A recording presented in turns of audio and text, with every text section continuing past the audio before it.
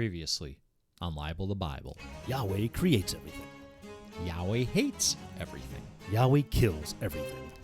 Yahweh chooses a people to torment, Yahweh sends these people into the heart of enemy territory. where they become enslaved for hundreds of years, Feeling guilty, Yahweh genocides Egyptian children to make up for the slavery thing.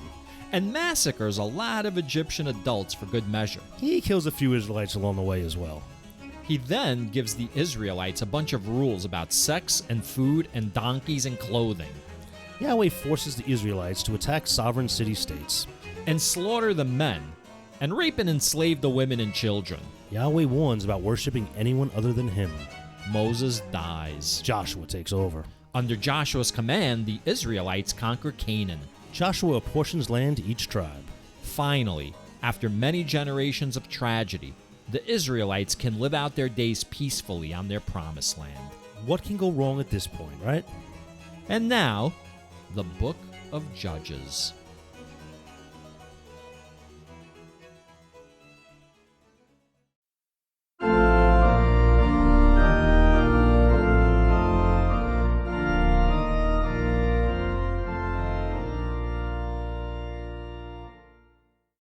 All right, we're recording, whether you're ready or See, not. this It's is the shit happening you right do, now. man. I know. I'm sorry. It's happening. I'm Rusty, I'm Scott, keeper of the keys. keeper of the keys. Yeah. Are you the gate master or the gatekeeper? What is This is it? why this is my thing and not your thing, man. It's the gatekeeper and the And the key key master. master. You Right. conflate Well, the the two. gatekeeper was the woman, because see, she's the gatekeeper, and the key master has the key, That goes and the into the key goes gate. into the gate. Right? How binary Are we of going to you. talk about that, by the way? How Rick Moranis had sex with Sigourney Weaver? I mean, not on camera. We're never going to talk about that. By the way, you know what we should talk about in that movie?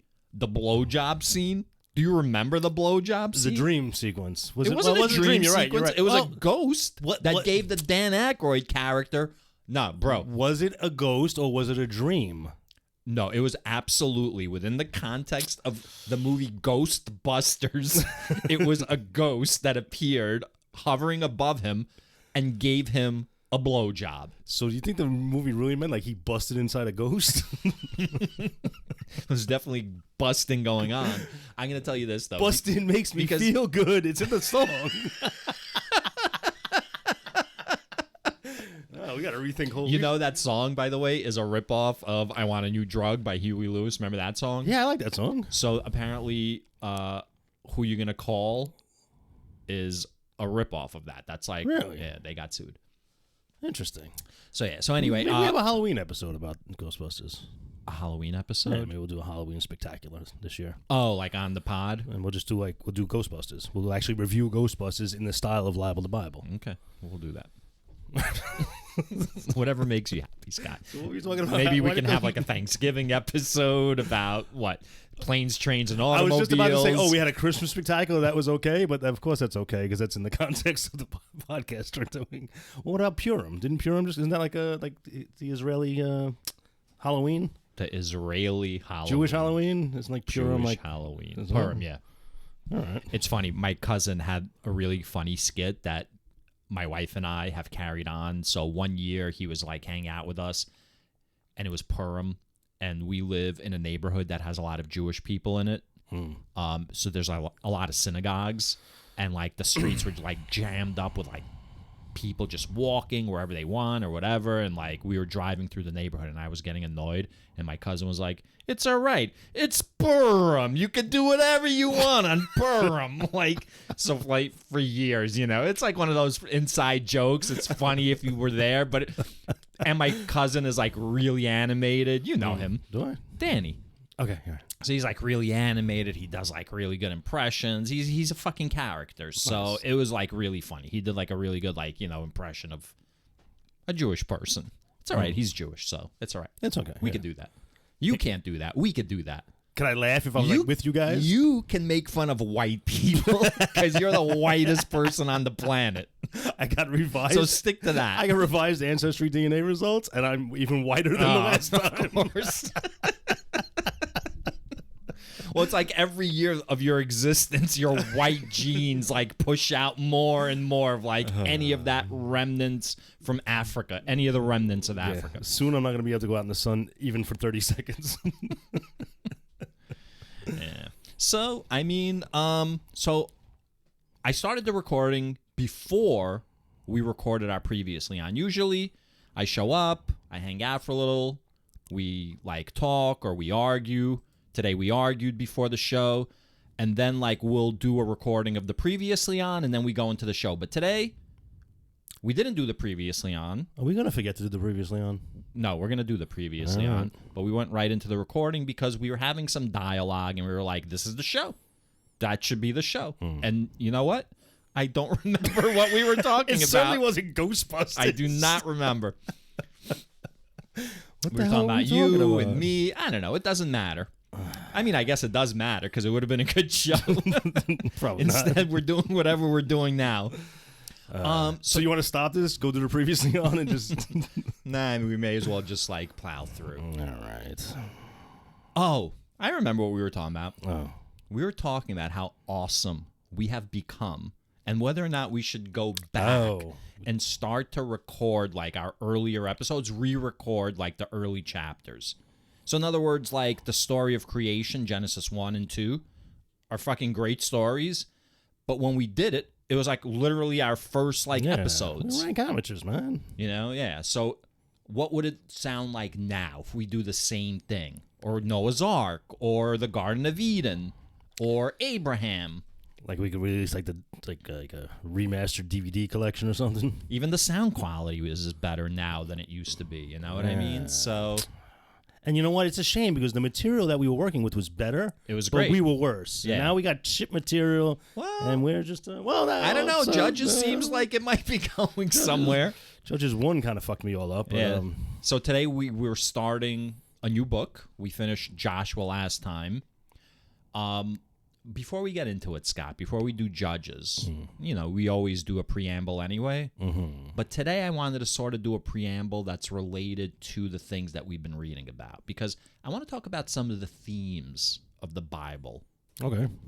Have you encountered, like, or have you thought about any themes so far that we keep encountering over and over? What I'm noticing more and more is people like to say like the Bible's full of like lessons on how to live, like how to live a certain lifestyle, and I haven't seen that yet, honestly.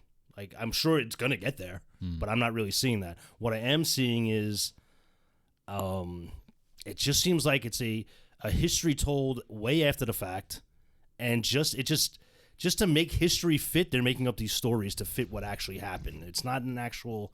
It doesn't seem like it's none of it's like and I understand it's not. But none of it even sounds like a first-person account, like of somebody that was there. Right. And it's like a justification after the fact for why things are the way they are. Yeah. Like we talked about it, like whoever, the Levites. The Levites are complaining that they don't have land, and like these people wrote this book, and they're like, "Look, it's not our fault you don't have land. You don't have land because Moses said you can't have land." So it's like a justification. Right. It's almost like and. I take it back. There is saying how you have to live, but it's not like lessons of like how to lead a good life. It's lessons on why you should lead Yahweh's life. And the answer is always because he's going to fuck you up. Okay. Like that's the only... So I think you have to really examine that, because the biggest theme that I have discovered so far is people are not good. Humans are bad. That's been like a constant running theme throughout the Old Testament thus far. Humans are bad. Humans are so bad. First of all, the first 2 humans that God created, you know, they got fucked over. Fucked over? Were they bad, though? They didn't listen to Yahweh. They were clean slates. They didn't know what the fuck. Okay. Exactly. You see what I mean? It's not that they were bad. Okay. We're not living life right. They just weren't living it Yahweh's way. Right. But that's your normal perspective, right? Yeah. But if the Bible's point of view is, what the Bible is trying to tell you is, they were bad. Right? Like Yahweh gave them a chance. Yeah. He gave them the rules, and they broke the rules. Then their kid killed their other kid. So 3 out of the first 4 people ever 75% of the bad. human race See, that's bad. are bad. So then somehow humanity thrives or whatever. I don't know. And they're bad. So God wipes them out like in a huge flood, except for like Noah and his family. So it's like this whole series of bad, bad, bad, bad, bad. Eventually, God chooses the Israelites through Abraham and then like his lineage to conquer the Canaanites because they're bad. And you can't do the things that the Canaanites do because they're bad, right? Sodom and Gomorrah, like all of these things. So the constant theme is people are bad. The only way to be good is to listen to Yahweh, right? Yeah. And so, therefore, this book is very important because this book will tell you what Yahweh wants you to do. All right. So we just have to settle on the fact that acting in Yahweh's behalf and following his rules equals good, and not doing it is bad. That's right. Right. So we have to accept when he says go in and tear the fetuses out of pregnant women with your sword. That's right. That's good. Mm-hmm. Okay, then by that measure, yes, this book is about acting right. Scott, you can't possibly ever understand Yahweh's will, right? Like we just have puny human brains. I guess. This particular group certainly does. So, oh, you We're not mean there yet. you mean these people? Yeah, these people. Yeah. And by the that's way, funny because that goes against stereotype. Usually, like the stereotype is they're smart, they're crafty. I don't know what are you talking about? What stereotypes? Yeah. These people don't exist anymore. I don't know who you're talking about. Okay. And anyone who's out there in Are we going podcast to be talking land, about Judah? anybody out there in podcast land that gets offended when I mention these people, you aren't those people, okay? So don't get offended because Right. these people ain't you people. Oh, we can't get offended for other people? I if will- you're attacking other people, I can only be offended if you're attacking Jewish people. So if you start spouting the N-word right now and talking about those people, you expect me to just sit quietly by while you go off on your racist rant. Yeah. Well played. So that leads me to the next question, Scott. So humans are bad, right? Yes. And I have a very important question for you. Okay. Is there such a thing as human nature? Because after Yahweh flooded the planet and Noah survived, Yahweh realized, you remember he was like, you know what? I'm never going to flood the planet again and kill everybody because at the end of the day, like, what's the point? Like, humans are just inherently not that good. Do you believe there's such a thing as human nature? Yes. And I believe human nature is the nature to act on one's own behalf, one's own self. You're inherently going to be selfish. So You're you going to do believe what's good human for nature is selfishness, like survival. Yes, absolutely. Whatever helps you survive, you believe that is a human nature. And not even survive. For some people, it's survival. For some people, whatever makes you a multimillionaire or a billionaire, whatever it takes, like you're driven by self-interest. I don't believe in altruism at all. You don't believe in altruism at all. Not at all. Not at all. Even people that are very generous with their time and everything, they'll tell you, well, why do you do this? Well, it's good for the guy, it's good for the children, and it makes me feel good to donate. There it is. It makes you feel good to do it. Okay, but you've now established a dichotomy, I feel like, of selfishness on one side and altruism on the other side, right? Yeah, okay, I guess. And yeah. you've made altruism this extreme. Yeah, okay. Right? Yeah. Is selfishness on the opposite end of that spectrum? You know what? No. Is selfishness completely selfish? It's not, because the moment you move off altruism on the dial, you're into selfishism. Selfishnessism. Right. So yes, no, the whole spectrum contains selfishnessism. So I don't know what the other extreme is. Is altruism and then what? I don't know. I feel An like extreme version of selfishness. I feel like we should just say then altruism has a spectrum. Sure. And some people are more altruistic than others. Like it shouldn't be like an absolute thing. I will say it this way. I will kind of flip it. I'll say selfishnessism is a spectrum, and some people are more selfish than others. Okay. And I would say the same about altruism. Like they're both spectrums. You're a glass half full kind of person. Well, I don't know. Definitely not Wait, that. wait. You said you like humanity but not humans, and your wife is the opposite, or you like humans and not humanity? The opposite. I like individual people. Okay. I don't like humans. Okay. My wife loves humans. She does not like individual people. So you should pose the question to her: does she believe we're all on the spectrum of altruism or the spectrum of selfishnessism? So we have this conversation often. My wife, when I met her, she was getting her PhD in sociology, and that really opened my eyes to a lot of things, because sociology is the study of systems. What are you laughing at? I thought what opened your eyes to a lot of things was the fact that here's a smart woman getting a PhD and she was interested in you. Oh, listen. No, because I always find like the wounded ones, the damaged ones, like a healthy woman would never be completely interested in me. So let's get that out of the way. All right. So she really opened my eyes, because in sociology is the study of systems and how certain systems impact other systems. And when you're living in a system, you can see how larger systems are impacting you. So in other words, in America, we have like this huge focus on psychology, right? Like when we were growing up, for sure, in the 80s and the 90s, when people were graduating college, a lot of graduates were graduating with psychology degrees. You know, that was like the thing that people did if they didn't know what else to do. They would go into like psychology. In Europe, they focus on sociology a lot. And psychology, it makes sense because America is like rugged individualism. You know, and Europe is like fucking socialist fucking commies. So sociology, because it's not studied in America, because we have this like pull yourself up by your bootstrap mentality, or we're being told to pull ourselves up by our bootstraps, which is going away little by little by little as people are like realizing like runaway capitalism is as bad as fucking communism, you know? Yeah. So being with her exposed me to like these things, and we often had debates over human nature, whether human nature exists. So in other words, it's a given to many people that human nature is a thing. I never really thought about it until you posed the question to me just now. I don't really think about it. But is human nature just the imposition of societal norms for thousands of generations based on quote-unquote finite resources? So a long-term human nurture as opposed to a human nature. Correct. Gotcha.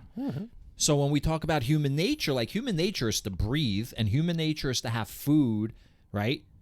But the way we have distributed those resources now, a whole other level has arisen. You understand what I mean? It's like but I'm looking for more. It's almost like we have to. If you want to say human nature, then what are we talking about? Are we talking about like that part of our reptilian brain that still exists? Like, is that what we are still? Like that reptilian brain? Or have we evolved beyond that? And human nature there is no such thing really as human nature. It's just an excuse for us to be, as you said, selfish. Don't know. I think, no, you know what? Because I think if you were born like didn't they have like a whole rash of movies like in the 80s or maybe late 70s, like a girl born in the woods raised by giraffes or a boy raised by monkeys? There's always, I just remember growing up with a lot of those weird like Jungle Book type stories. And you don't have the benefit of thousands of generations of human society shaping who you are. So I'm sure if you were born in the woods, your human nature would be act as selfishly as possible. Well, your human nature would be to survive. Correct. But once you're surviving, you want to be comfortable. You strive to. You want safety and comfort. Right. And there's like a pyramid of like needs that you need to have met. Right. And once you get them met, you're going to strive for more. But the thing about human nature is people don't talk about that. When they say human nature, the first thing you said was being selfish. No. Right? You didn't talk about like being comfortable, having food, having safety. You said being selfish, right? Because for some reason, when we talk about human nature, we immediately go to like, how do we go about getting the things that are really human nature? So you're talking about the means, but human nature is more of an end. I'm thinking human nature, it starts with survival, of course. Yeah. And then once you reach a level of survival, then you reach for comfort and a nice bed, and then you want some food, and then you want a fucking BMW. But why is the only way to get that being selfish? Or why is that like the way that like people tend to define human nature? Yeah, you understand what I mean? No, I get it. These are questions I haven't really pondered. These too are much. like societal like constraints. Like we pretend it was understandable in the past when we had poor technology and resources were finite, very limited. So people had to, it was like Mad Max, you know what I mean? Like the world was basically Mad Max back in the day. Like you had like your town, you when tried you say back in the day, you're talking about during COVID, the lockdown, right? Well, with toilet paper and whatnot, soap and hand sanitizer. Yeah, but I mean like back like in Babylon and, back in the Mesopotamia, the Fertile Crescent, the first like fortified cities, first city-states. You had to protect yourself against your neighbors because they wanted like your shit. They wanted your shit so that they can like provide for their people and that they can grow. But in today's world, we still do it like that, but we don't have to. It's artificial now. Everything is like controlled, right? So the U.S. has oil reserves, right? Why do we keep reserves? Why can't we just distribute the reserves? There's food reserves. There's fucking mineral reserves. De Beers locks up fucking 99% of the world's diamonds in order to artificially That's inflate. a different type of reserve. But the point is, like, we don't have to keep people in want on this planet. We can get resources to everyone on this planet because we have enough resources for everyone on this planet. Well, maybe my selfishism spectrum, maybe there's people that it gets to the point where now it's no longer enough for me to, squirrel up all the nuts. I got to take all your nuts too because I have to have all the nuts. It's not enough for me to succeed. You must fail. Okay. But to say that that's human nature. That's extreme. I don't know that's human nature. Right. It's not my nature. I don't feel like that. Well, what about, let's get back to the toilet paper thing. Why is it that when presented with and we don't even know if it was real, if there was a toilet paper shortage or not, word got out, word on the street was there was a toilet paper shortage.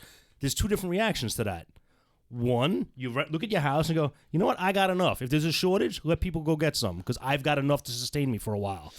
Then there's other people that are like, I'm going to go get out as much toilet paper as possible because when the shit hits the fan... Gross. Because you don't have toilet paper. Shit's going to hit the fan. So there's two different types of people. But in the end, when you start running low on toilet paper, you're going to have to start getting selfish. Because you need toilet paper. I like to say I'm the third guy. But why? But you can't get the toilet paper. Now it's too late. Yeah, it's too late. See how your altruism just fucking put you in a load of shit? So that's look at the shit you're in now.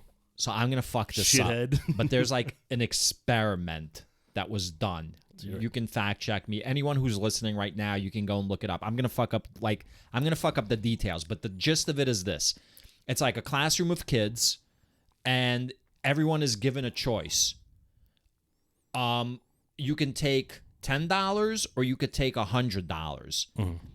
If one person picks $100. That one person keeps the $100. No one else gets anything. Right. But if everybody picks $10, everybody gets $10. And there's always like those people that go for the 100 because they think everyone else is going to pick like 10, and they think they're going to be the only ones that But there's always like 2 or 3 people that pick like 100, and therefore no one gets anything. So for the most part, people will pick the $10, and there's only a few that pick the 100. So what does that say about human nature? But if you're in a room now, let's say there's 10 of us. I think it's anonymous. It's like Oh, you never know who did it? Yeah, right. It's an anonymous thing. Oh, No one knows. That changes what I would do. Well, everybody's getting skinny and I'm getting fat. But that like speaks to the toilet paper thing, you know? It's like, so if you know there's a shortage and you go out and you get more of it, then you're only contributing to the shortage. You're part of the problem. So you can justify it any way you want. I will work my way around the toilet paper problem and show that I'm not part of the problem. Either way I choose. And by the way, I'm sorry, Good. I'm not judging you for being part of the problem because believe me, we all live with our hypocrisies. You know what I mean? Like you cannot live on this planet unhypocritically. If you consider yourself a good person, you have hypocrisy all like fucking coursing through your body. It's all on a spectrum, and you know what? Admit it. The people that all say, "Oh, I'd go for the $10," and so we can all have $10. You socialist motherfuckers! Like I don't want to hear it. It should be a competition. It should be the $100 should be. They should tell you Right. It's a zero-sum game. There's only $100. Go get it, and that's how America really is. So then this book that we have a podcast about is written for you because it's telling you that you're a piece of shit, right? You're a filthy fucking piece of shit. Your ancestors were so fucking shitty, Yahweh had to flood the whole planet to kill them. Now you're talking about my mother. So can I get back to the toilet paper real quick? So the toilet paper. There was the two schools. People that would go after hoard the toilet paper, and there's people that would leave it for the others. I came up with the best solution. I bought a $25 bidet attachment for my standard toilet during this thing. And now I use toilet paper to dry, not to clean, which results in a lot less use of toilet paper. I like it, Scott. Yeah. But that was probably ancillary. That wasn't like, you didn't think of that ahead of time. That just wound up being like a tertiary. Something told me, you know what? I should probably do something with my toilet. And then I didn't realize what forces. I wasn't aware of why I did it. No. But I'm not so talking genuinely about getting the bidet. I'm talking about like your saving of toilet paper. That wasn't the plan in the beginning. That just happened to be a benefit of already. I didn't know why I was getting it. I was being influenced by things around me. I didn't even realize how good I was. Right. I was just acting good because I was feeling that was the way to go. Wasn't quite sure why at the time. You know what's gross about this conversation? What? So you say bidet, right? Yeah. We all know what a bidet is. Yeah. A bidet is like, use like water fucking spraying up your asshole after you've taken a shit. Yeah. So like so now like you put that thought into my head of like you squatted on a toilet and like water like hitting like your shitty asshole and like particles of shit like spraying like back into the toilet and then you wiping it like drying yourself. The only difference between what you were thinking before and what you were thinking after was my ass is clean now. That's the only difference in what you were thinking. So you see, this is why this conversation right here, this is why Yahweh had to flood the planet. He had to listen to bullshit like this. He didn't need to flood the planet. He just had to flood my ass. Maybe that's what he was doing. He was just giving everybody like, Do you realize, like, if toilet paper was owned by Big Oil, I'd literally have people going, fucking bidets. Bidets cause fucking all your birds to die. Bidets kill whales. Like, because, like, I'm not feeding the toilet paper empires. It's funny that you say that, Scott. What was like oil? If toilet paper industry was like Big Oil. Like, there'd be so many people mocking me for getting a bidet and not feeding the oil, the TP monster. And I'm going to say this, Scott. Oil will be replaced by water. As far as what we fight over. Correct. Not as a fuel source. Right. So you are literally like using drinkable water. Yeah, well, listen, I didn't think about that. To clean the shit on your ass while people are getting like dysentery and cholera. All right, so this is from what we should their do. dirty water. My toilet should be fed by. They're probably drinking your fucking fecal matter. But it's watered down more. So this is what we got to do. My toilet should be fed by gray water, while my bidet portion of it should be fed by clean water. So the water I use in the bidet portion would offset the gray water. Like the gray water would offset the clean water. I mean, I don't know what the hell I'm talking about. Yeah. So Wait. No, let's think about this. go ahead. The amount of water I use per toilet use, The amount of water you use per toilet use. does that offset the amount of water needed to create the toilet paper I would have used otherwise? Because that's another argument. People go like this, oh, wow, you have an electric vehicle. You know what it costs to make that electric vehicle? You know how many gallons of water and how many fossil fuels are burned to make that battery? And I'm like, no, I don't know. Neither do you, so shut the fuck up. So we got to see what the offset is, man. I mean, if they say that, then you should ask them about their cell phone. Why?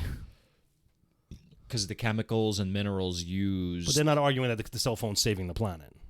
I'm arguing that my EV is saving the planet. Oh, nothing is saving the planet. No, of course Your not. EV is not saving the planet either. I don't What's going to happen? I don't to have that, an EV, by the way. What happens to that like car battery when it dies? Where does that go? Yeah, exactly. It's just going to go into like the earth and just like pollute like the planet. Hey, that's where it came from, right? Is that where it came from? Well, it didn't come from fucking outer space. Well, yes, it did, I guess. It all came from outer space.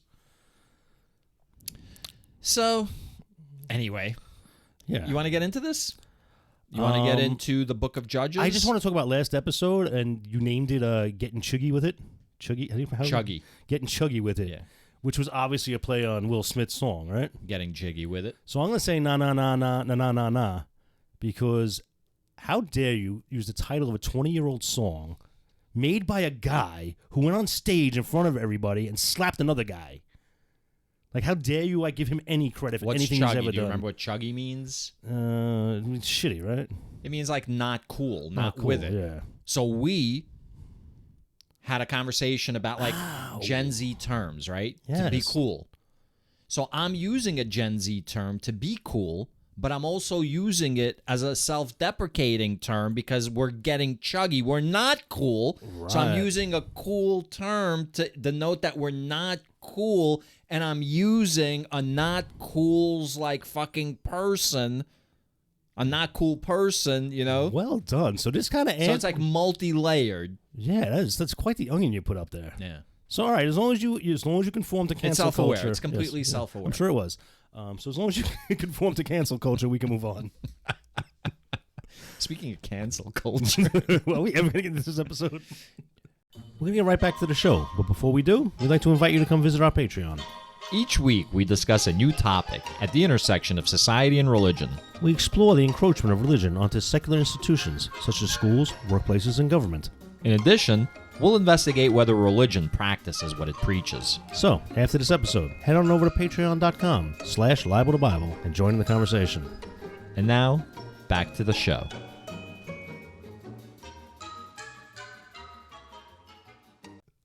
We start the book of Judges today.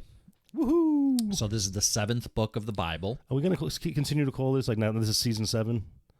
Yeah, why Yeah, not? fine, fuck it, right? Yeah. Yo, 7 seasons in, bitches. 7 seasons, motherfuckers. So, I want to give you the introduction to Judges. All right? I'm going to give you like a little brief overview of Judges. Okay. So there's a theme. In danger of losing the promised land, the Israelites are delivered again and again by God through leaders known as judges. So the judges are going to be like these rulers. Okay? They're kind of combination king, priests. King, priest. I have to erase half my notes now. Like a good half my notes in the first chapter, like, what exactly is a judge? All right, well, now we got That's that right. figured Well, out. Now I'm going to give you a little brief overview. Okay? Who wrote these overviews? Where'd you get these from? This is from the introduction to the book of Judges. It's one of the resources provided on BibleGateway.com where we both do our Bible readings. So you know, like where your notes are, where it says your content, Yeah. there's also a section called resources. Oh, I didn't even notice that. Yeah, so you can like click on things. It gives you like notes. It gives you, it's got like different books. So the overview. Covering a period of about 350 years. That was my other question. Like, how long is this covering? This is all great.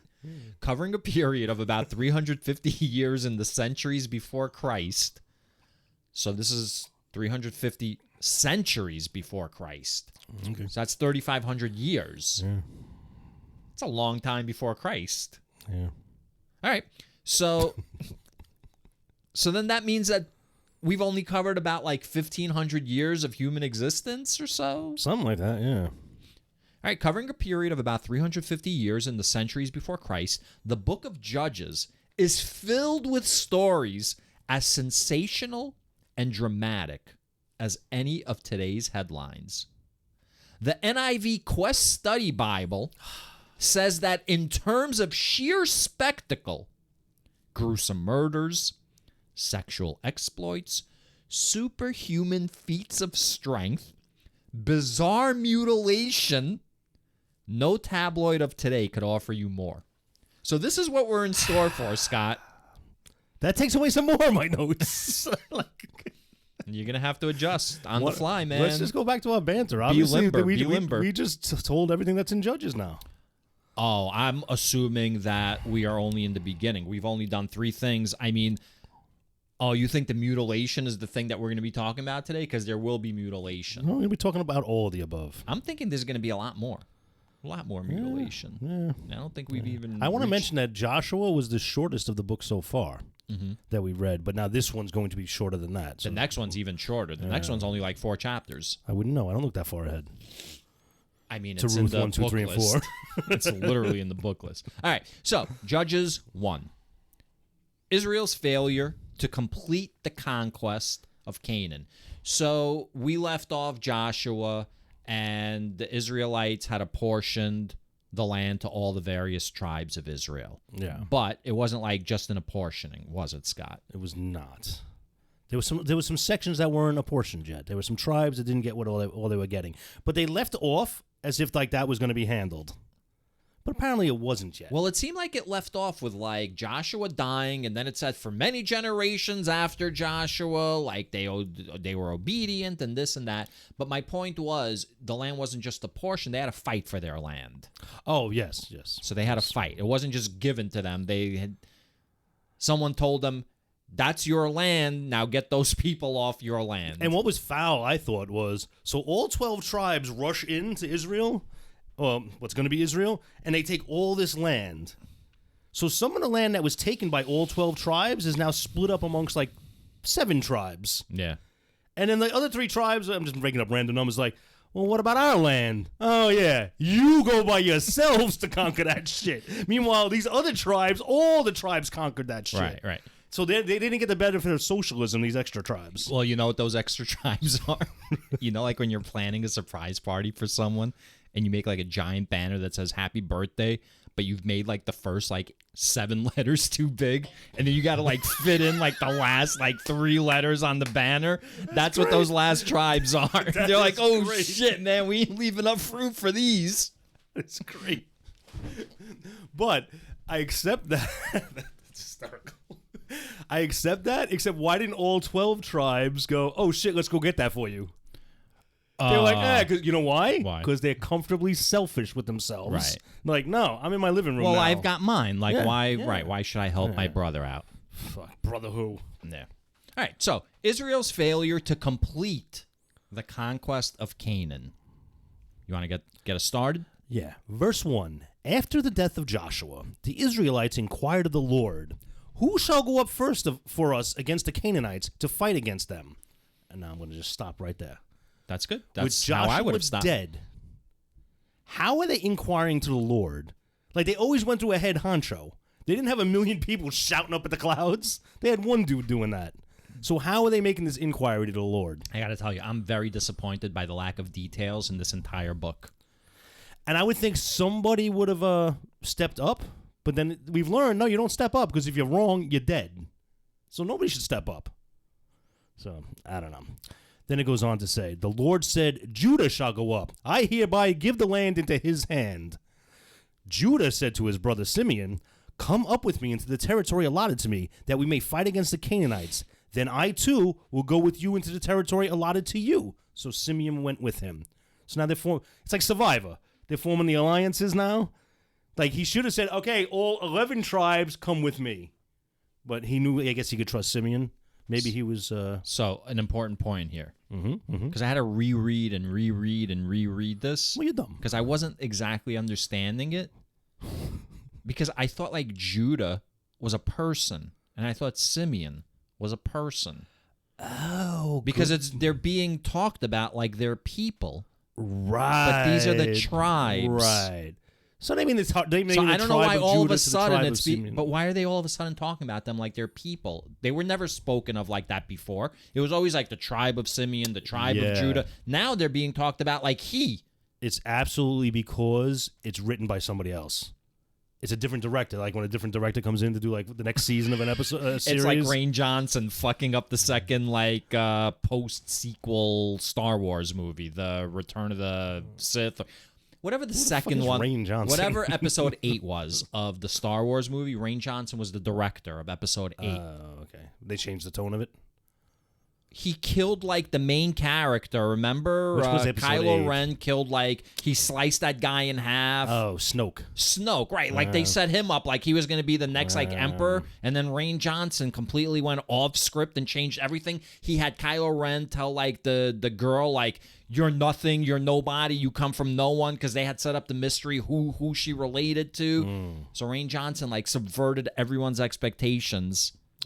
And went off script, which fucked up the whole like third movie because they had to retcon the third movie. I haven't seen the third movie, bro. It's not. You're not gonna lose. I won't lose see sleep it. over it. They fucked up that whole franchise. So it's definitely a different writer, and you're also gonna see like you had this in your overview that there's some really juicy stories in here. There are and good it's definitely stories. written differently than previous chapters, Right. books. So. All right. Then Judah went up, and the Lord gave the Canaanites and the Perizzites into their hand, and they defeated 10,000 of them at Bezek. Okay, so Simeon, the tribe of Simeon and Judah, they take this land. They came upon Adoni Bezek at Bezek and fought against him and defeated the Canaanites and the Perizzites. Adoni Bezek fled, but they pursued him and caught him and cut off his thumbs and big toes. Adoni Bezek said, 70 kings with their thumbs and big toes cut off used to pick up scraps under my table. As I have done, so God has paid me back. They brought him to Jerusalem, and he died there. Talk to me, Scott. I had this highlighted because let me stress. The Israelites got this king, and they cut off his big toes and his thumbs. And I was like, this is so fucking barbaric and fucked up. But then this guy admits, I did this to 70 other dudes, and now it's being done to me.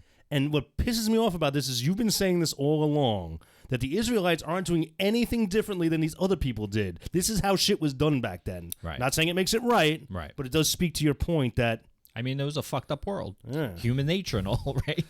Yeah, and I'm what I'm trying to imagine is this guy so fucked up that he actually had the 70 kings under like a big table, one of them long ass tables Right. like in the medieval times, Right. Or is it just like I'm metaphorically sure speaking? it's metaphorical, but still, it'd be funny. I mean, what I would really like to know is how he said these things because, like, what is the tone that he's using? Like, he has like his thumbs cut off and his big toes cut off, and he has this monologue.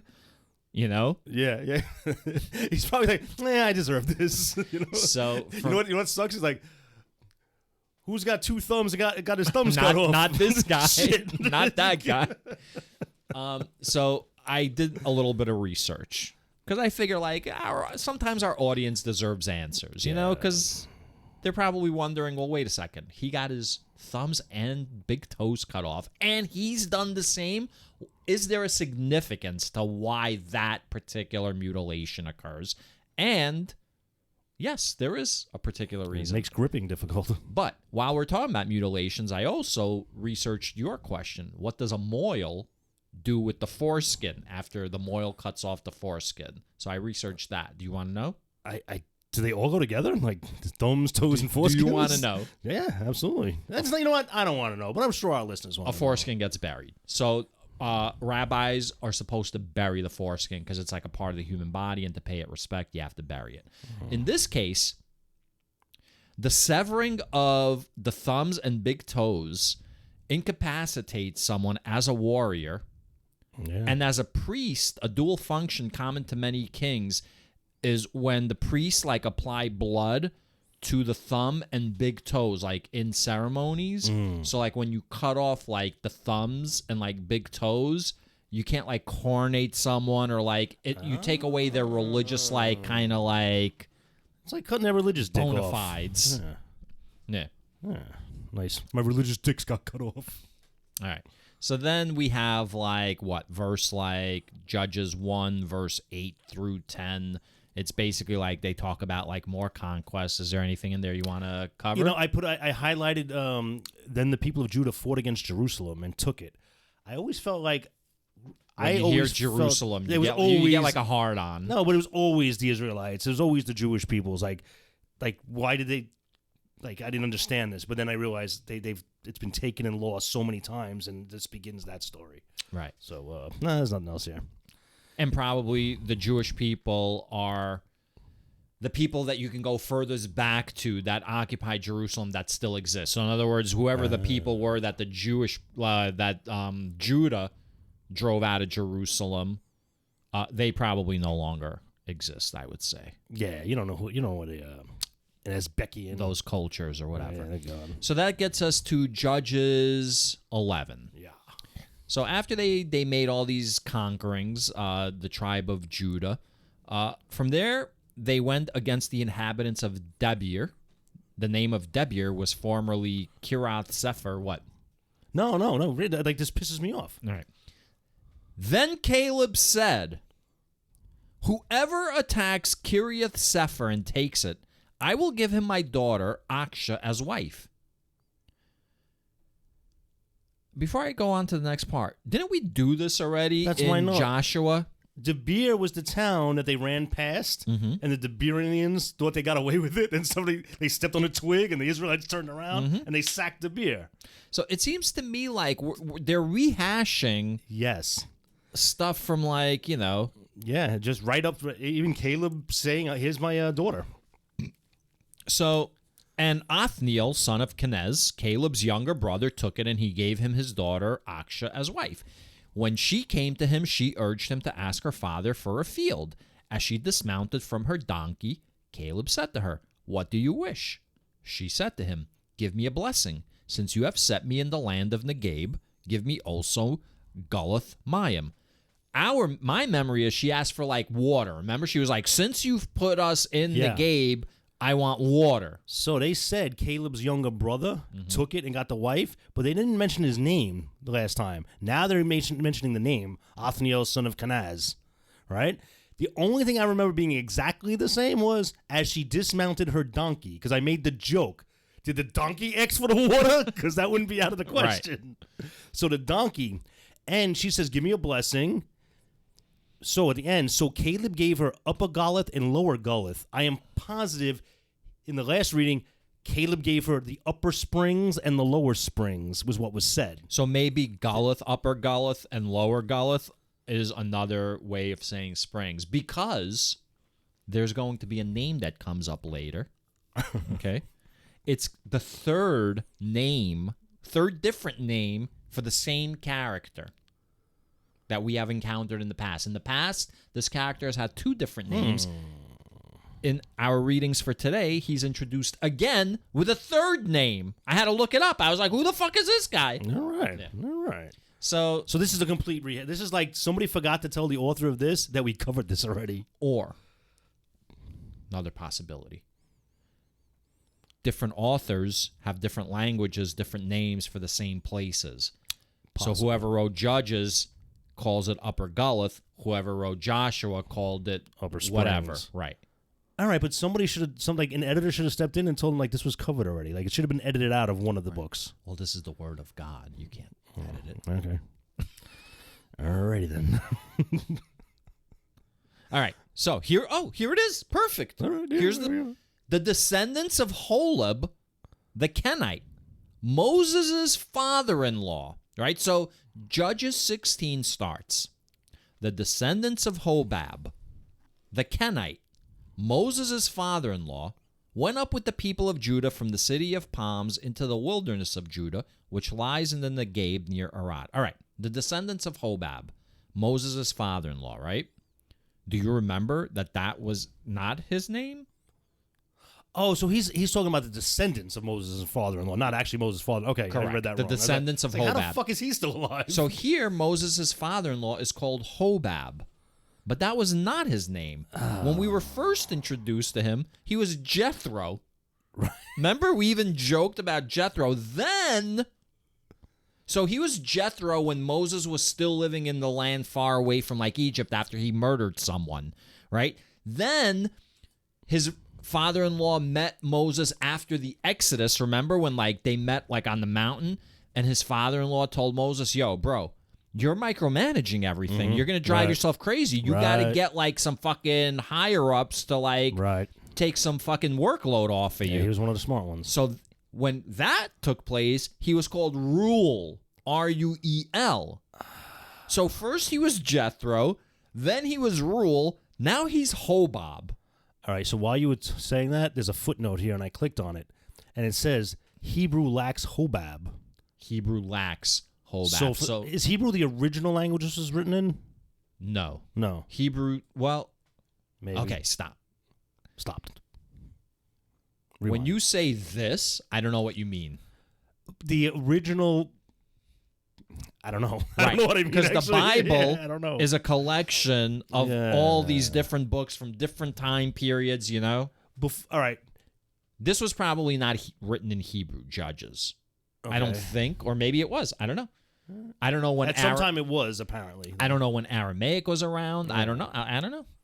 All right, so it looks like this guy just put to use creative license, just added a name. If it wasn't in Hebrew, why do you even put a name there? They could have been read the descendants of the Kenite Moses, father-in-law. Like they didn't even have to mention his name. So maybe he liked the name. I don't know. Right. So in any event, so they gotta go conquer some more shit. So I'm gonna skip down to Judges 1, verse 19, unless you have any objections. Good. The Lord was with Judah, and he took, again, but for our listeners, it's the tribe of Judah. Right. It's not a person. The Lord was with Judah, and he took possession of the hill country, but could not drive out the inhabitants of the plain because they had chariots of iron. Now remember, this section is titled Israel's Failure to Complete the Conquest of Canaan. So Yahweh has promised them the land of Canaan, but they can't be slovenly. They got to go out and take Canaan. It's not just going to be given to them, right? So here they have met a superior force, it appears like. They have chariots of iron. I mean, that's, you don't want to fuck around with that. Those horses were probably strong as shit. And, like, the guys on the back of the horses with, like, spears, they're probably, like, all trained. You got the one guy driving and the one guy standing next to him with, like, a fucking spear ready to throw that shit. Yeah. Like, I've seen Gladiator, man. I know what goes on. Guy riding shotgun, yeah. Hebron was given to Caleb, as Moses had said, and he drove out from it the 3 sons of Anak. But the Benjaminites did not drive out the Jebusites who lived in Jerusalem. So the Jebusites have lived in Jerusalem among the Benjaminites to this day. Again, not meaning today, meaning the day this was written. So let's go back to a new producer, new director took on the franchise, and they're rebooting it.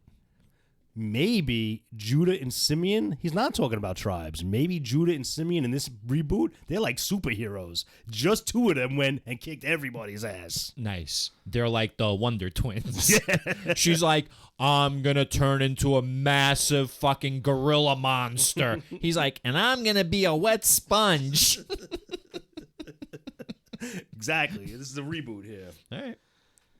Well, because the Simeonites, I'm pretty sure they're down like a lot of men because like I think they were the guys who like Yahweh opened up the earth and swallowed up like a whole bunch of them because they were like idolaters. They set up like, like a false idol and started praying to him. Yeah. It's nice. I don't think that word could flow off my lips like that. Idolaters? Idolaters. Nice. Yeah. So you want to talk about the house of Joseph? Yeah, let's go to excuse me, verse 22. The house of Joseph also went up against Bethel, and the Lord was with them. The house of Joseph sent out spies to Bethel The name of the city was formerly Luz. Like, who gives a fuck? Gives a fuck? Like, why is that Yes. a parentheses? Why are there any parentheses in the Bible, by the way? Well, it could be because at the time, the city of Luz was known. But So it's the maybe word of God. Like, you know what I mean? Like, God doesn't. Why would God speak in parentheses? Is this? I mean, was this when it was written? You was it understand? written? I'm not saying it's God. No, I'm I saying it's understand. the justification is this is divine inspiration. So maybe when it was written, it was not the word of God. It was just stamped with that label afterwards, like as a marketing tool, right. like with like a big star on the cover of the book, as heard by from God or something. You know, like as seen on TV, Like a kosher symbol. When the spies saw a man coming out of the city, they said to him, "Show us the way into the city, and we will deal kindly with you." Yo, let me get a light. So he showed them the way into the city, and they put the city to the sword, but they let the man and all his family go. So the man went to the land of the Hittites and built a city and named it Luz. That is its name to this day. You know why this section is significant? Why, like, each of these sections are significant? Why? It's showing you how they fucked up. This is all pissing Yahweh off. Yahweh's like, yo, kill that guy. You understand? So again, this is called, the whole section, Israel's failure to complete the conquest of Canaan, right? So this guy, he shows them the way into the city. They let him live, and it ends. So he showed them the way into the city, and they put the city to the sword, but they let the man and all his family go. So the man went to the land of the Hittites and built a city and named it Luz. That is its name to this day. So you let this one fucking roach get away, and he went and he fucking built a city filled with fucking roaches that's still fucking standing. Thanks a lot, fucking House of Joseph. I'm going to say this story might be slightly exaggerated, though. The 3 spies said, "You! Show us the way into the city and we'll deal kindly with you." They probably literally just went up to, we'll call him Bob. Yeah. They went up to this guy, Bob. "Excuse me, sir, what's the way into the city?" And they went, "Oh, dude, you just walk up this road right there. It's right there." And now it's this big fucking story about how they threatened him and fucking he caved in. He was like, "All right, here it is." So now this Bob's walking away and must have seen like the Israeli army bum rush the city. And he must have been like, "Whoa, damn, what did I just do?" But here's the best part. So they bum rush Luz, right? They burn it to the ground. So Bob walks away and creates new Luz. Right? That's what happens. I'll just act like nothing happened. I'll just slap the same name up. This was not my fault. Yeah. I mean, listen. Because like these 3 spies, like, well, I guess they could have been intimidated. Internet doesn't exist yet. How would the Israelites know? Yeah. Right? They wouldn't know that he set up a same town a mile away. Yeah. I don't know. Manasseh did not drive out the inhabitants of Beth Shean and its villages, or Tanakh and its villages, or the inhabitants of Dor and its villages, or the inhabitants of Ibleam and its villages, or the inhabitants of Medigo and its villages. But the Canaanites continued to live in that land. When Israel grew strong, they put the Canaanites to forced labor, but did not, in fact, drive them out. Now, again, didn't this happen already? Is this a recap? This particular section? This one didn't happen? This is what's happening right now. I think in Joshua, right? This did happen already. Joshua was like, yo, go and take care of like this land. So he told like Manasseh, the half tribe of Manasseh, this is going to be your land, right? And then the last we heard, Manasseh, remember, they crossed like the river. Mm-hmm. They built like that fucking tower or whatever. Altar, yeah. Pissed everyone off. No Everyone reason, was yeah. going to kill them. They had that big fucking meeting. Everybody went their separate ways happy, and that's the last we heard of Manasseh. But apparently, they slacked off. They moved into that land, but they didn't take care of like the Canaanites. No. This is not the Manasseh that built the altar. That half is gone. This is the other half that stayed behind. It's called the half tribe of Manasseh. Because half of them are on the east and half of them stayed in the west. No. It's called, no, we already had this conversation. I know, and I think we were wrong. It's called the half tribe of Manasseh because Manasseh was one of the sons of Joseph. His 2 sons were made half tribes. So Manasseh was one son, half a tribe. The other son, I forgot, Jephthah or whatever, was the other half. Manasseh, the half tribe, it's just not being called the half tribe of Manasseh here. You know what sucks about this very conversation? I will not remember this next week, and I'll make the same arguments. That's right. So, yeah. So, this is basically like, so to answer your question, this did not happen. This is picking up the story. So, it's kind of like the sequel. You know, like at the end of a sequel, like at the end of like Rocky, you're like, the fight ends, Adrian runs into the ring, right? But then you don't know what happens to Rocky after. Well, Rocky 2 picks up. They're both in ambulances. They're on their way to the hospital. This is the beginning of Rocky 2. So Manasseh, last we saw, what you thought was they were on their way to take over this land, and now we're learning they've been fucking around, and now they're about to find out. So in verse 29, and Ephraim did not drive out the Canaanites who lived in Gezer, but the Canaanites lived among them in Gezer. Are you sure that I made the old geezer joke? Like, this happened already, man. This is poor editing, man. No. What happened was Ephraim was given the land of Gezer. Now it's being described that they went there, but they didn't kill everyone that they needed to kill. We knew that already, and they're letting them live amongst them. If you're saying it's pronounced Gezer, from now on, I'm going to tell people like... Well, it's Gezer. I'm just going to say to people like next time, like I say, hey, look at that old Gezer over there. And when they go, what? That old Gezer. And then when they correct me, I'm going to quote the Bible. No, man, it's from the Bible, man. It got twisted. Everything's from the Bible. Got Americanized into geezer, but it was a Gezer. You know what Bible means? Twisting of shit. Bible means book. Oh, really? It's the book. The book. The book. The only book anybody should read.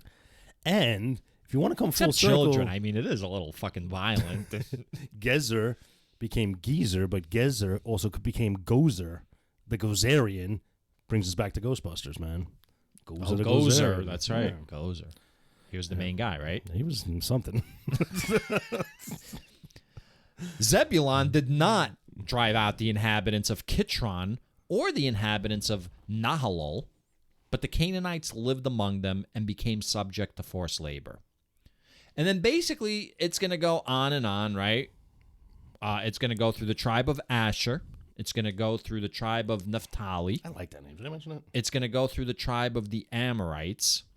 And it's going to tell us basically the same thing, that these tribes went, they took that land, but they did not kill all of those other tribes, the Canaanite tribes, and so the Canaanites continue to exist. And they are a fucking affront to Yahweh. Yahweh did not want any of these Canaanites to continue their existence. And there seems to be a lot of them. A lot. There's a lot of different tribes. So my last note on this chapter is, will the Israelites come to regret leaving these people alive amongst them?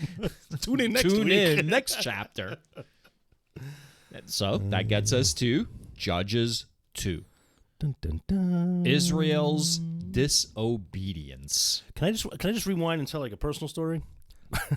So I used to work with a gentleman who just passed away, and his viewing and service is tomorrow. Not tomorrow. What's tomorrow? Wednesday, Thursday. So I knew him as Stephen, but he became a black Israelite. So when I got the notice for the service to go to, his name was all of a sudden something Benjamin Ben Israel, and I was like, no, my boy's name was Steve. So like, I wanted to do all the black Israelites take like a name from the Bible? I don't know, but I'm gonna say this: I would be careful saying he's a black Israelite, because I think the black Israelites are those crazy guys in Times Square. So what was the other? What would you? I think it's just Israelite. Oh, okay. Just Israelite. Right. Well, okay. Maybe. I don't know. So I'm going to ask. There's all different denominations. You should ask. If everybody turns to me and looks weird at me, I'll just walk backwards. Slowly. I will also say this. It's not just about the Old Testament. They like read other books that you might not be familiar with. Okay. So like if you say, well, that's not exactly what happened, they'll bust out like some fucking... I don't think that's really going to get into that. The book of Jebediah or whatever. I don't think we're going to get into sure? that at his funeral. I don't think that's going to happen. Scott, are you pretending like I don't know you? Like there won't be some kind of like explosion over politics or religion? It might happen after the service. I mean, really. Right, like at the restaurant. Yeah. So Israel's disobedience. Now, the angel of the Lord went up from Gilgal to Bochim and said, I brought you up from Egypt and brought you into the land that I had promised to your ancestors. I said, I will never break my covenant with you.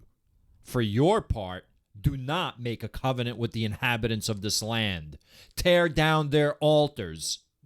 But you have not obeyed my command. See what you have done.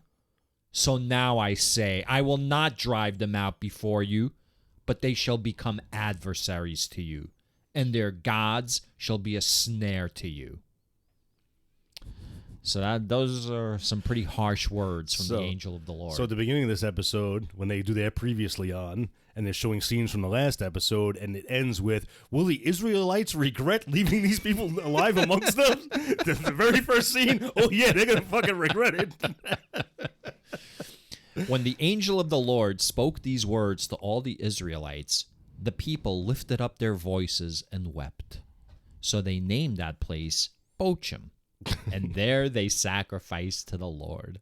What does Bochim mean? Yeah, I'm sure it means... weepers. It means weepers. Wow. Yeah. And what did they sacrifice to the Lord? I mean, they probably sacrificed like a good goat or a sheep or some shit like that. Maybe just some time reflecting. Think about what you've done. Have you thought about it? Yeah. That gets us to the death of Joshua, and again, it's a rehash of exactly what we have talked about in the book of Joshua. So basically, I'm telling you, everything we read in the last chapter was sort of a previously on. It was just more fleshed out, some missing details, man. All that shit was a previously on. Okay, if you say so.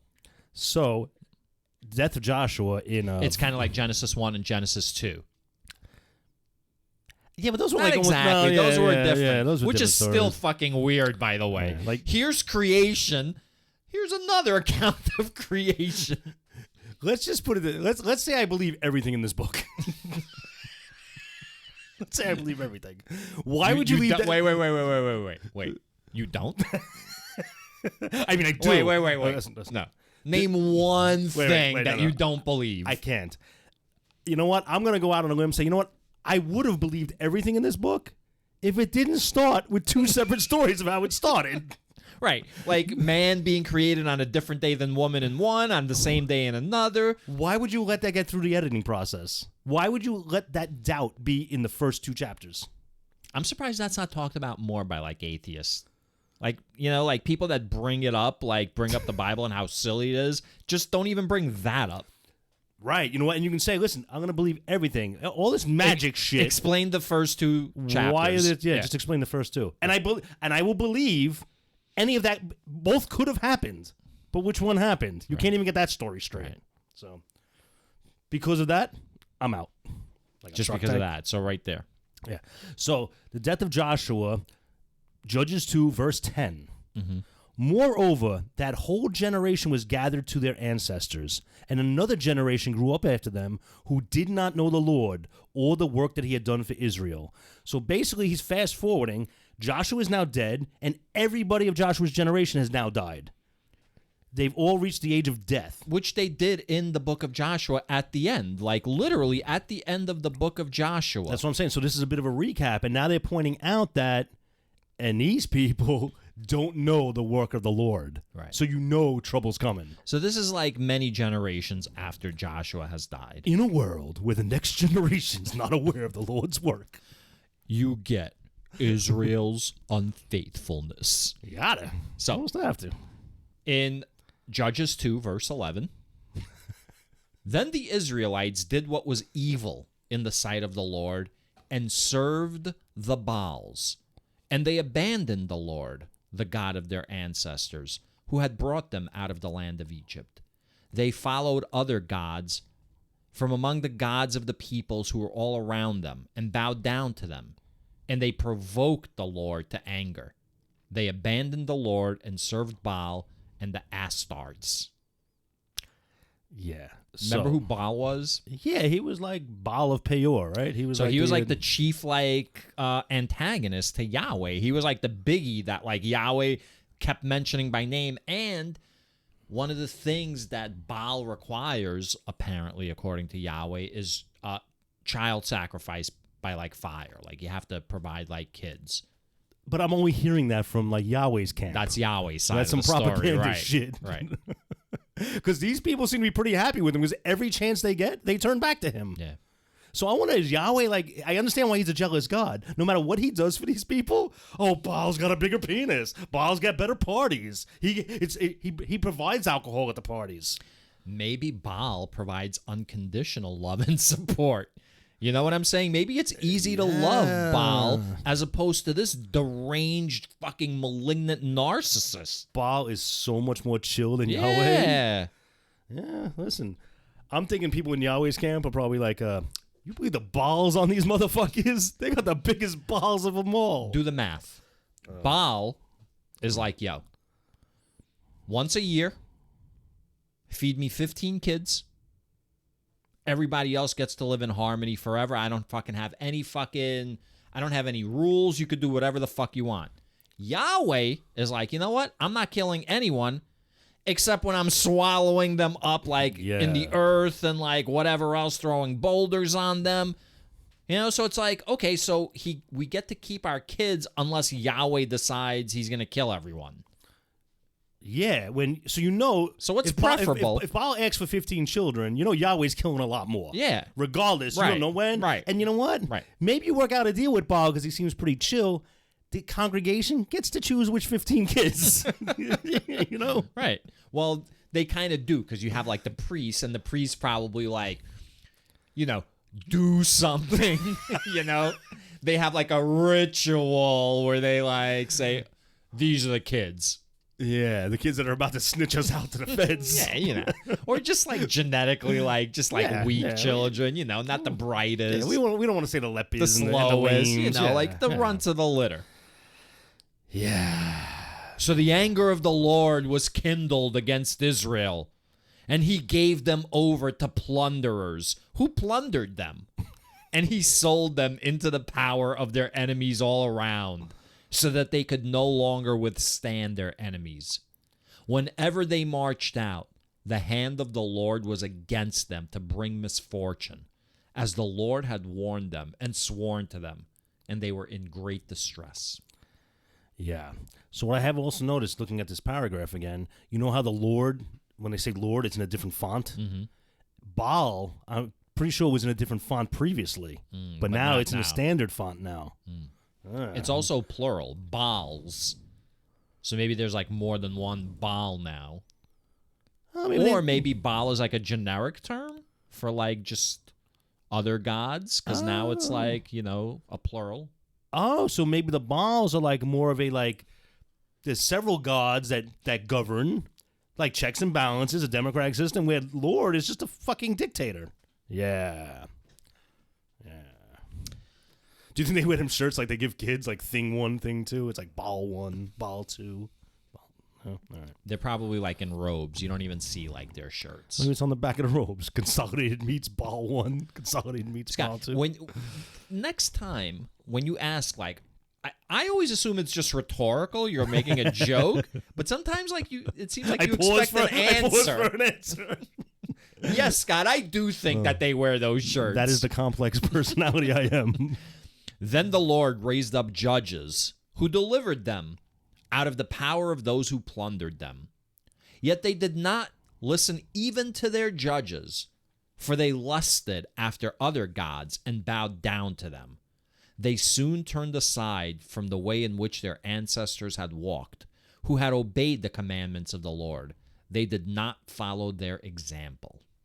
So you did this in the overview, but I was asking at this point, like, what is a judge in this context? So a warrior king. Yeah, so basically he's a Moses or a Joshua. He's somebody that's going to lead the congregation. And more importantly, like God or Yahweh has picked them out. Like yeah. Which he's Yahweh picked is up the others. guiding them. Yeah.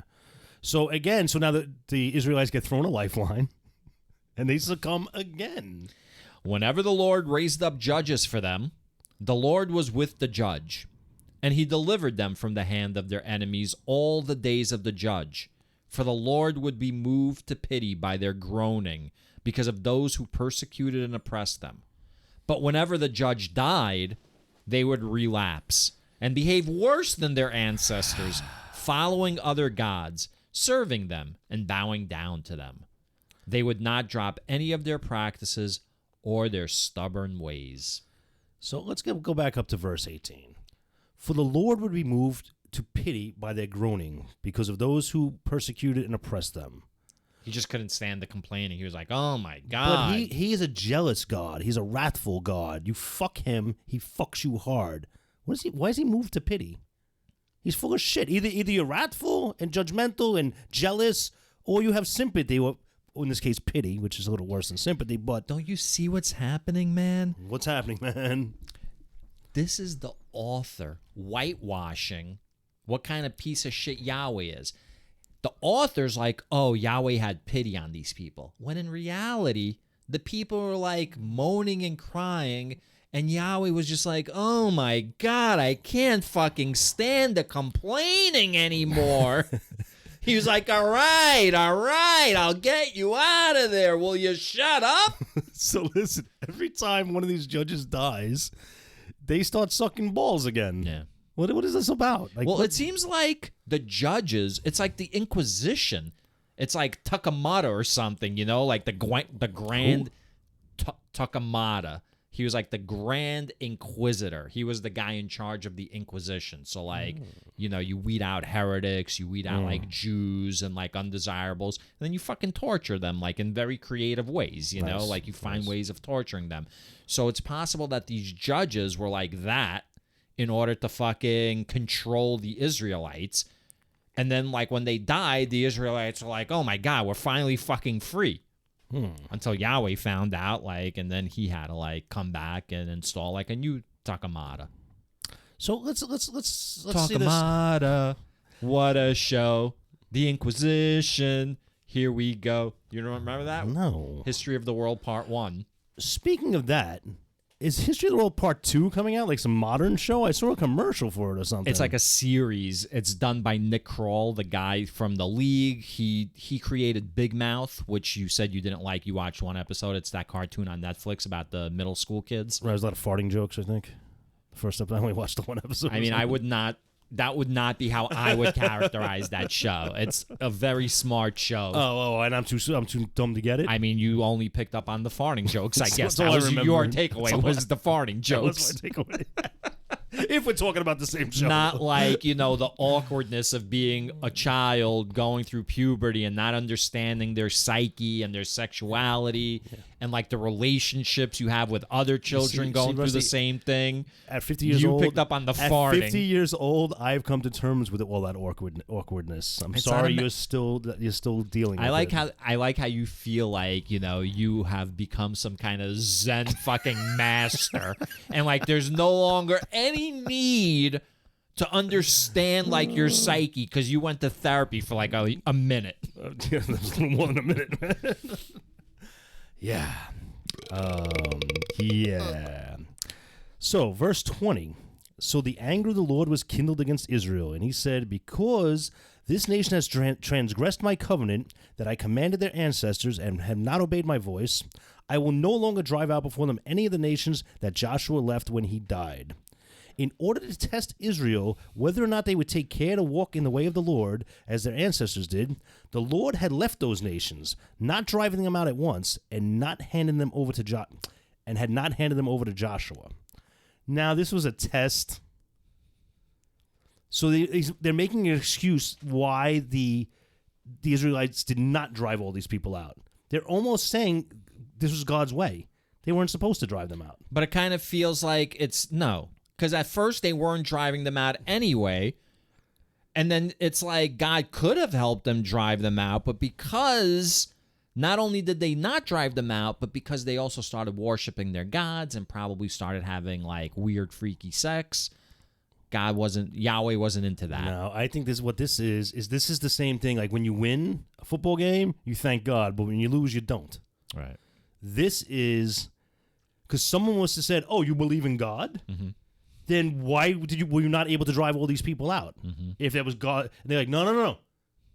God had a message. There was a test in that. There was a reason. Mm-hmm. God's always responsible. It's justification. Yeah. Blaming someone else. They're passing the buck. Yeah. So I'm going to say Don't this. look at us. Yeah. It's Yahweh. At the end of chapter 2 here, Judges 2, this proves that they are in fact... what?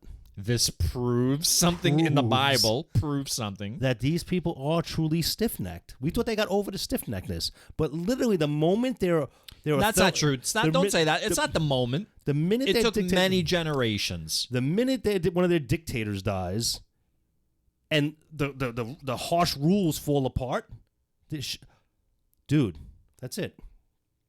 You said this is all about lessons and everything. This book, this basically says this is a blueprint for dictatorships.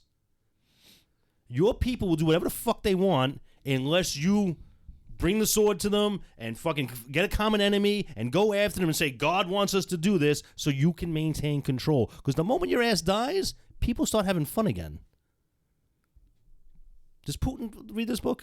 I'm going to say this, Scott. I think that... Does North Korea read this book? It doesn't sound like the Israelites took their kids to any of those sites that they put up so that the kids will remember the things that Yahweh did.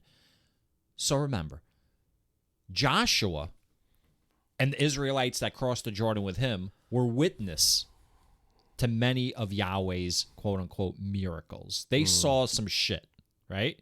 They saw people fuck around and find out. It sounds like all of these generations of Israelites now that have turned their back on Yahweh, it seems like they haven't been witness to any of these miracles. All they have are like stones in places where they hear stories. Yeah. You know what I mean? Yeah. It's a dictator handbook, man. It's a dictator How to maintain handbook. power. I mean, for sure. It's that too. Are we doing Judges 3, man? We're good for tonight. I got to be honest with you. I didn't really focus a lot on Judges 3. Well, we can pick it up next week.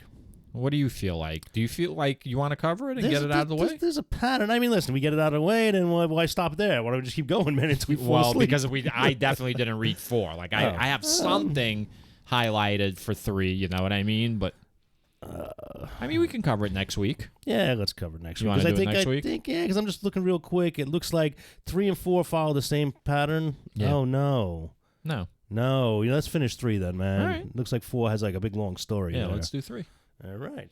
All right, so Judges 3 is the nations remaining in the land. Wait, do you think some of our listeners were like, oh my God, please, come on, give us some more, please. Are they going to give us more? And now they're really happy.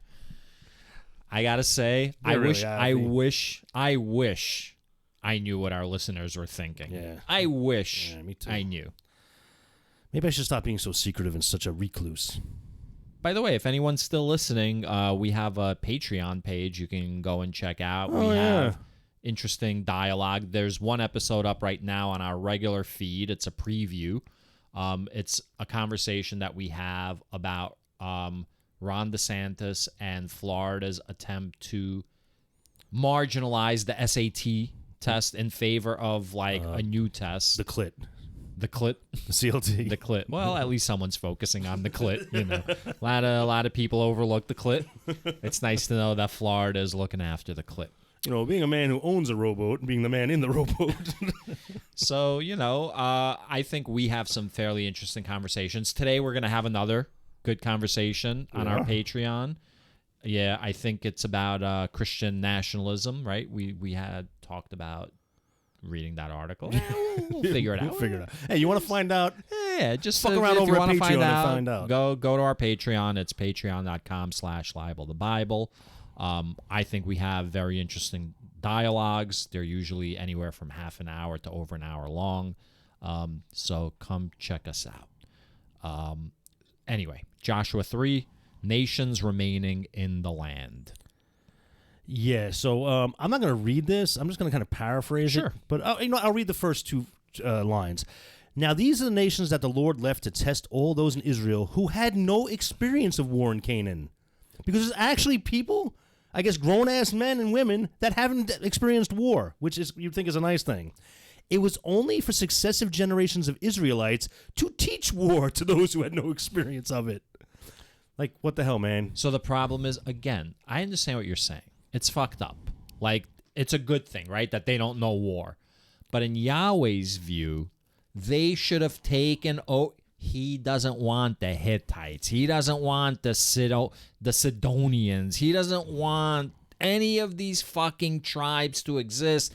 And it's driving him crazy that these Israelites aren't fucking shit up. He doesn't get it.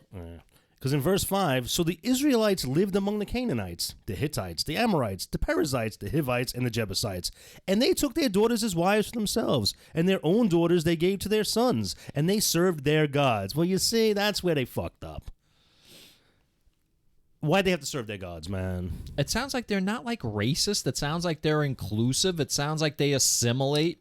Yeah. Isn't that what you want in a melting pot of a society? Not in America. Nah, we don't want that. No. But I thought that's what you do want. Speak our language, right. all that kind of stuff. Yeah. Learn our customs. Yeah. Learn how to barbecue. Yeah. Make a hot dog. Yeah. I only eat like steak and hamburger. Yeah. I have a very advanced palate.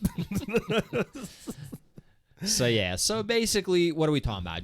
Judges 3 is basically now going to go through all of the different tribes that remain in the land of Canaan. Nathan's Judges 3 verse 7 starts the story of Othniel. Mm-hmm. Because apparently when somebody died, they got beaten up by King Cushan. Sure. So, yeah. So basically it tells you all the different places that the Israelites fucked up and how Yahweh put them under the subjugation of those particular groups of people. Wait, Othniel, son of Kenaz, Caleb's younger brother. Isn't that the guy? No, Caleb's younger brother is the one that got the wife? I'm not even sure. Yeah, that doesn't even matter. So basically, this story is about how this king conquered Israel because they were whatever. Othniel rose up, was chosen by God, and he drove them out. And then they got chilled for 40 years again. And then somebody died. Right. Othniel died. So guess what the Israelites did? They turned back to the same nonsense. Shit. The same shit. And this was now the king Eglon of Moab. Apparently, he rose up against Israel. These are the judges, right? This is a list of the judges. Yeah. So these are the judges that put the Israelites under control, and then they died. The Israelites went back to acting like fucking fools, and this is the new judge that took over. So we go from Othniel to Ehud, right? Yeah. Wait, are those it? Are those the only ones that are mentioned? Oh no, we have to tell this story about Ehud. Oh yeah, we're gonna. So verse 15, right? Yeah, but right before that, so understand now they were under King Eglon's spell for 18 years until Ehud came up. Okay. But when the Israelites cried out to the Lord raised up for them a deliverer, Ehud, son of Gera, a Benjaminite, a left-handed man. So this matters because King Eglon of Moab, I think that means right-handed or something like that, or their tribe means right-handed. So Whatever. Ehud was left-handed. The Israelites sent tribute by him to King Eglon of Moab. Ehud made for himself a sword with 2 edges, a cubit in length, and he fastened it on his right thigh under his clothes. Then he presented the tribute to King Eglon of Moab. Now Eglon was a very fat man. Ooh. That's not fucking woke, bro. You can't say that anymore. You know? Nah, but it's important to the story, I think. When Ehud had finished presenting the tribute, he sent the people who carried the tribute on their way. But he himself turned back at the sculptured stones near Gilgal and said, I have a secret message for you, O king. So the king said, "Silence!" And all his attendants went out from his presence. By the way, I'm going to continue, but Sure. the way this is being told is fucking awful. Like, this is a poorly written, like, narrative. But my note actually, finally, an interesting story. No, the story itself, yes. The story itself. But the way it's written, like the abruptness of the dialogue, how there's no transitions from one sentence to the next. It's just like, it's almost like it's written by 12 different people, and each person was in charge of writing one sentence. And then they, like, stuck those sentences together. Maybe it was one of them, like improv troops. Yeah, like, right. All right, I'm gonna say a sentence, then you follow it up. Right, but they weren't in the same room like when they were doing it. That's the problem. So, first of all, like, why does Ehud turn to like those he turns to the sculptured stones near Gilgal. I'm assuming that's like a city somewhere, kind of like the stones of Gilgal. That's where they wrote they did something with the so stones he turns of Gilgal. to them. How does he know which direction they're in? He turned, but he himself turned back at the sculptured stones. So it's almost like he left, then turned back and went, "Oh, I forgot I got a message He's in the for same you." room. Oh, then why are those stones there? Then? So in other words, he presents this tribute to this king. Then he turns to the direction of the stones of Gilgal, much in the same way that a Muslim will face Mecca when they're praying, wherever they are in the world. They face, read that towards again. Mecca. Verse 19. I think you read that wrong. But he himself turned back at the sculptured stones near Gilgal and said, "I have a secret message for you, O king." So the king said, "Silence." He's in the court of the king. Yeah, but and like when he said silence, the attendants left. He made like he was leaving too, and almost like at the entrance is where the stones were, and he turned back to the king. The king said silence after he had turned to the sculptures. All right. He did say, "You're right. You're right. I got this wrong. You're right. You're right." Yeah, you're telling it backwards. So he's just basically turning and facing like the way a Muslim would, facing Mecca.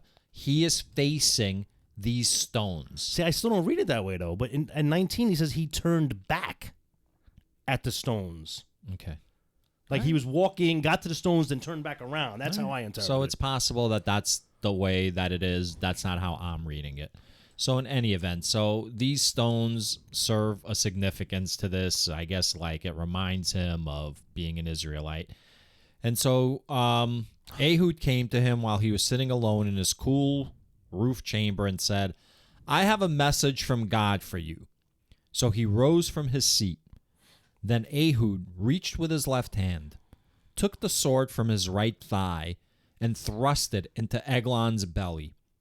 The hilt also went in after the blade, and the fat closed over the blade, for he did not draw the sword out of his belly, and the dirt came out. Then Ehud went out into the vestibule and closed the doors of the roof chamber on him and locked them. So, how long is a cubit? That's like the elbow to the finger? Something like that. So that explains why they specified the length of the sword. Because that was probably short enough where he could tape it to his thigh and not walk funny. Yeah. Like a sawed-off shotgun, kind of. Yeah. Hand on the pump. Yeah. Left hand on the 40. Jebusites didn't jump. See, because I couldn't use the actual lyric. So I think they stressed the fact that he was a left-handed guy because historically most people are right-handed. So maybe you always carry your sword on your left side. So if you're right-handed, your sword's always on the left side. So maybe when they only like half frisk people when they go to see the king. And if you're going to have a hidden weapon, it's always going to be on your left thigh because you're right-handed. Mm-hmm. They didn't know this fool was a left-handed guy. They never checked his right thigh. That's probably why Yahweh fucking chose him to be like a judge in the first place, because Yahweh foresaw that's exactly what was going to happen. And then maybe he'll switch it up in the middle of the fight. It's a good point, switching, Mick. That's a good point. What was it? Apollo trained him to fight. No tricks. Yeah, no tricks. Fucking idiots. And I'm assuming the dirt came out. I assume that's like his insides, right? When he stabbed him. Yeah. And I think they mentioned that he was fat, so like the fat would cover the hilt, and like they wouldn't see that if anybody saw him, they wouldn't look like he was wounded. They wouldn't see the sword sticking out. But nobody was in the room because he told everybody to leave anyway, so they were the only two in the room, conveniently. And then then Ehud went out into the vestibule and closed the doors of the roof chamber on him and locked them. He said, "He's busy. Don't go in there." Right? He's like, you don't want to go in there. Well, yeah, there's some truth to that because verse 24, after he had gone, the servants came. When they saw that the doors of the roof chamber were locked, they thought he must be relieving himself. Verse 24, I'm sorry. Oh, okay. Yeah. My bad. Go ahead. He must be relieving himself in the cool chamber. Pew! So they waited until they were embarrassed. When he still did not open the doors of the roof chamber, they took the key and opened them. There was their Lord, not spelled Lord, but Lord. Lowercase. Yeah, lowercase. Lying dead on the floor. Idiots. He would have died anyway. I know, but they're idiots. Yeah. Well, you don't want to be the dude that walks in on the king shitting in his chamber pot. Ehud escaped while they delayed, and passed beyond the sculptured stones, and escaped to Sarah. When he arrived, he sounded the trumpet in the hill country of Ephraim, and the Israelites went down with him from the hill country, having him at their head. He said to them, "Follow after me, for the Lord has given your enemies the Moabites into your hand." So they went down after him and seized the fords of the Jordan against the Moabites, and allowed no one to cross over. At that time, they killed about 10,000 of the Moabites, all strong, able-bodied men. No one escaped. So Moab was subdued that day under the hand of Israel, and the land had rest 80 years. I'm going to assume Ehud dies in 80 years, because that's when they're going to start acting stupid again. Because then Shamgar comes around. Oh, yeah, there's another chapter here, yeah. Yeah. I just want to point out when they said, at the time they killed about 10,000 of the Moabites, all strong, able-bodied men. Because I think when they said, we just killed 10,000 Moabites, someone went, wait, aren't the Moabites the ones with like one leg and they're like 2 feet tall? No, they were strong. No, these were strong Moabites. See, I think it's more about they were getting a lot of bad like PR from like having killed like women, children. So here they're like they killed like 10,000 of the Moabites, all strong, able-bodied men. No women and children this time. That's what the recruiting posters show now. Join the Israeli army, right. Israelite army. Yeah, it's like the recruiting posters and what the hell was that movie where you had to go and fight the bugs? Starship Troopers. Starship Troopers, yeah. And that brings us to Shamgar, verse 31. After him came Shamgar, son of Anath, who killed 600 of the Philistines with an ox goad. I don't know what that is. Do he you know too what that is? delivered Israel. What's an ox goad? My note is, what the F is an ox goad? You can look it up? No. I actually would have looked it up. I don't think I read that part. I'm going to look it up. You're better than me, man. Right now. Ox goad. Instead of writing what is an ox goad, it takes me the same amount of time to type in ox goad. I assumed you had the answer because you always have the answers. Yeah, because you don't. So anyway, basically it's an iron spear. All right. And the land had rest 80 years. So 80 years, Ehud must have died. Shamgar, the Philistines must have taken over. This is written weird. And Shamgar. Yeah, how come they didn't mention how the Philistines took over, then the Shamgar took them out? I feel like we've heard of the Philistines before, but not in a while. Well, there's a saying, the Philistines. What do you mean there's a saying? When you call someone a Philistine, you're saying they're like stupid. They're not that smart. They're not sophisticated. Oh, maybe because I'm a Philistine, huh? Well, that's absolutely. Never heard that term. Yeah, I think Samson. No, not Samson. I think Goliath was a Philistine. David and Goliath. You know, growing up, you must have had like some really good like quip battles with your buddies, huh? A lot of insults. Quip battles with my buddies growing up. Calling each other Philistines. What age? I don't know. When the rest of us were making yo mama fat jokes, yo mama jokes. You were calling people Philistines. So I mean that gets us to the end of Judges 3. I think we've done enough show for today. Yeah, we have to save some of our energy for our Patreon and our patrons, because they are the paying customers, not like you freeloaders who get to listen to us for nothing. Yeah, you privileged. Privileged lot. I think I pay the highest price of listening to you. Well, that's all right. Peace. We'll see you next time. Unlike Canaan.